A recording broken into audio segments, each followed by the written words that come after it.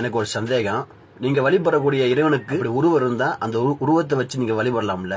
நீங்க வணங்கக்கூடிய அந்த கடவுளுக்கு உருவம் இருந்தா அந்த உருவத்தை வச்சு நீங்க வணங்கலாமே அப்படின்னு சொல்றாங்க. இன்றைக்கு உலகத்துல உருவமாக இருக்கக்கூடிய அனைத்து கடவுள்களும் அவர்கள் இழிவுபடுத்தப்படுகின்றார்கள். சிலைகள் உடைக்கப்படுகின்றன, சித்திரங்கள் இழிவுக்குள்ளாக்கப்படுகின்றன, அவை பத்திரிகையில் போடும் பொழுது கால்களில் மிதிப்படுகின்றன. இப்படியெல்லாம் இறைவன் தன்னுடைய உருவத்தை இந்த உலகத்திற்கு அறிமுகப்படுத்தினாலும் அதை ஏற்றுக்கொள்ளாத சிலர் அவனை இழிவுபடுத்துவதற்கான ஒரு வாய்ப்பை இறைவன் வழங்கவில்லை. ஆகவேதான் இறைவன் தன்னுடைய உருவத்தை மனிதர்களுக்கு காட்டவில்லை.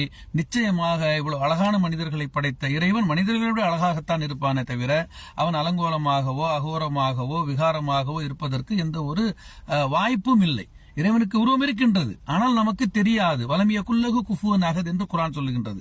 அவனுக்கு இணையாக எதுவுமே இல்லை, ஆனால் அவன் ஒருவன் என்று தீர்க்கமாக சொல்லி காட்டுகின்றது.